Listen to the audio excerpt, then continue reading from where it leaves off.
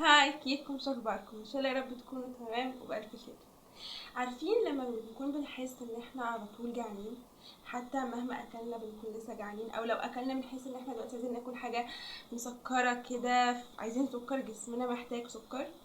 طب او بنحس ان احنا على طول عندنا ارهاق، مش قادرين نعمل حاجه، مش قادرين نذاكر، مش قادرين نتحرك، او مش بنخس مهما ان احنا عملنا دايت، مهما عملت دايت بانواع مختلفه، بلعب رياضه، الوزن مش بينزل زي ما المفروض ان هو ينزل. ممكن دي كلها تكون اعراض لمقاومه الانسولين. ممكن يكون عندنا مقاومه انسولين واحنا ما نعرفش. ففي فيديو النهارده هنتكلم عن مقاومه الانسولين، كل حاجه تخصها. ايه هي مقاومه الانسولين؟ ايه هي اسباب الانسولين؟ طب ايه هي العلامات اللي لو عندكم تدل ان انتوا عندكم الانسولين؟ ازاي هنعالجها؟ افضل مشروبات ان احنا نعالج بيها الانسولين، وافضل نظام غذائي ليها. فالفيديو ان شاء الله هيكون دسم جدا، باذن الله يفيدكم جدا، وان شاء الله تستفيد. ايه هي طيب في الاول مقاومه الانسولين؟ مقاومه الانسولين هي احنا جسمنا محتاج طاقه، فاحنا لما بناكل الطاقة دي هي الجلوكوز اللي هو السكر، فاحنا لما بناكل السكر ده عايزين نحوله لطاقة، فبيعمل ايه الجسم؟ بينتج الانسولين او بينتج هرمون.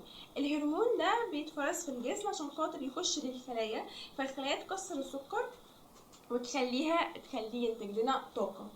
فبيحصل ايه في مقاومة الانسولين؟ بيحصل احنا اكلنا سكر، الجسم طلع هرمون الانسولين، جه هرمون الانسولين يدخل الخلايا عشان خاطر هي تكسر السكر وتحوله لطاقة. الخلايا زي ما تكون قافلة الباب، مش بتستقبله. الاكسبتورز اللي بتكون عليه او مستقبلات الهرمون ده مش موجودة، مش شغالة.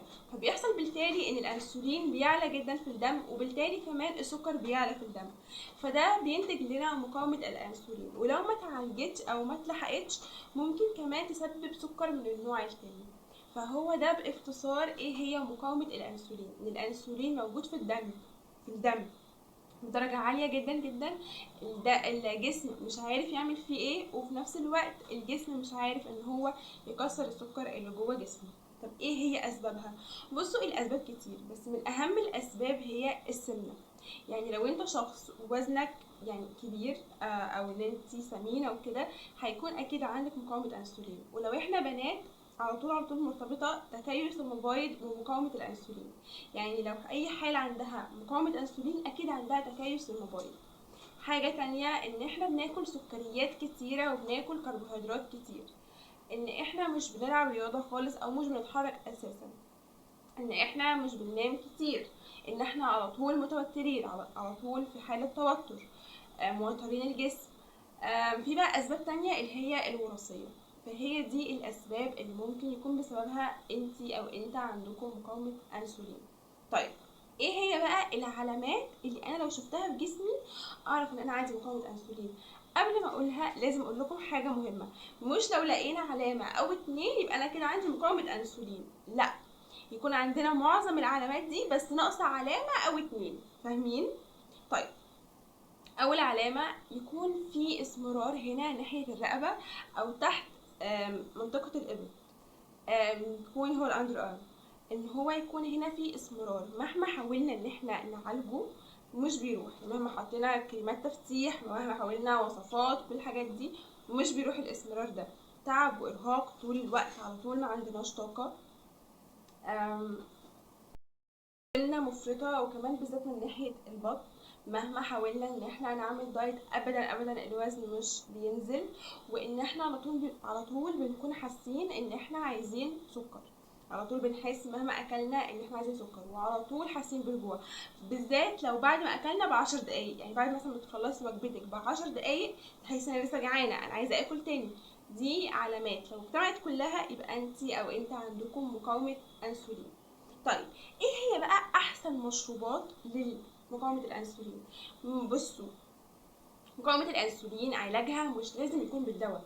انا ممكن اعالجها في البيت، انا ممكن اعالجها لوحدي لو اتلحقت في الاول. طيب، ايه هي المشروبات؟ عندنا الكمون بالليمون المغلي، عندنا شاي اخضر، عندنا الماتشا، القرفة والزنجبيل.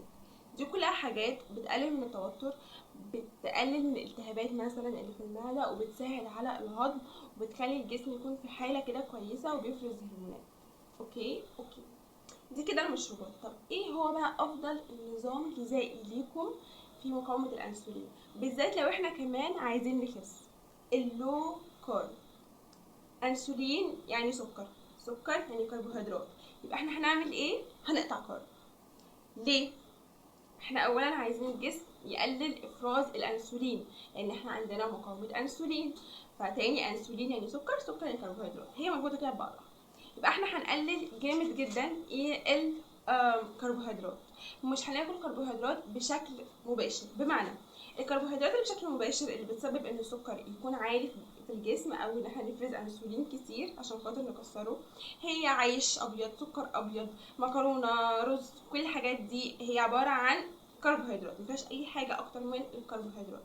فاحنا هندخلهم بشكل مختلف، ناكل خضار، ناكل فاكهه، ناكل مثلا شوفان، ناكل حاجات فيها فيه جلوتين، دي هتكون كويسه جدا جدا لمقاومه الانسولين، هتكون مفيدة كمان ليكم. فان احنا هنقطع كارب وهنزود بروتين وهنقلل دهون. ليه؟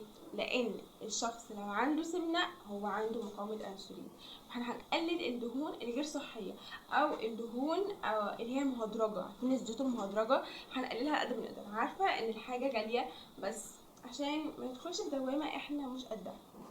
فده النظام اللي هيكون مفيد جدا جدا ليكم، ان انتوا هتعملوا نظام اللو كارب. ممكن لو انتوا عايزين تتابعوا معايا، او لو انتوا عايزين تقرأوا اكتر عن الموضوع ده وتحاولوا تعرفوا ازاي نعمل نظام غذائي يكون متوازن وينفع في حالة مقاومة الانسولين.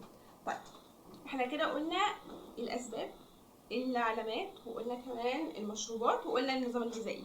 دلوقتي هنقول ايه؟ هديكم شوية تبس كده هتكون مفيدة ليكم في رحلتكم مع مقاومة الأنسولين، وهي إن احنا نمشي لمدة 10 دقايق بعد كل وجبة لو سمحتم، لو نقدر. المشي، الحركة هتقلل دهون، هتقلل مقاومة الأنسولين. ايه تاني؟ نشرب مية كتير، شرب المية كتير هيقلل من مقاومة الأنسولين. يكون عندنا في وجباتنا 3 وجبات رئيسيين ما يكونش فيهم كربوهيدرات بشكل مباشر، ويكون الباقي كله سناكات صحية. ننام من 7 ل 8 ساعات. النوم مهم جدا لهرمونات جسمنا، مش بس مقاومة الأنسولين، لأي حاجة. حتى لو احنا عايزين نخس هتلاقي أول تبس الدكتور بيديها لك هي نامي كويس، نامي بدري، اصحي بدري. دي حاجات كلها مهمة ومفيدة لينا. بالنسبة للناس اللي عندها توتر مزمن أو على طول on fire يعني، تلعب رياضة. الرياضة مهمة، مش نلعب رياضة أو نلعب يوجا، نعمل تأمل، دي كلها حاجات كويسة هتفيد في إن احنا نقلل من مقاومة الأنسولين. حاجة تانية مهمة، مقاومة الأنسولين مش مرض، بس هي ممكن بعد كده تجيب لنا مرض. لو مقاومة الأنسولين ما اتلحقتش هتجيب لنا بعد الشر عنكم السكر النوع التاني، واظن ان دي حاجه وحشه جدا جدا محدش يتمناها يعني. فكمان حاجه تانية مهمه، لو احنا عندنا العامل وراثي، يعني عندنا مقاومه انسولين بسبب وراثي، يبقى احنا لازم كل فتره نعمل فحص للسكر علشان بعد الشر يعني ما يجيلكوش مرض السكري. وبس ده كان فيديو النهارده، ان شاء الله يا رب يكون عجبكم، ان شاء الله يا رب يكون فاتكم. ولو في اي معلومات زياده انتوا عايزين تعرفوها ممكن تبعتولي انستجرام، تبعتولي فيس، وان شاء الله هرد عليكم. بس شكرا، باي باي.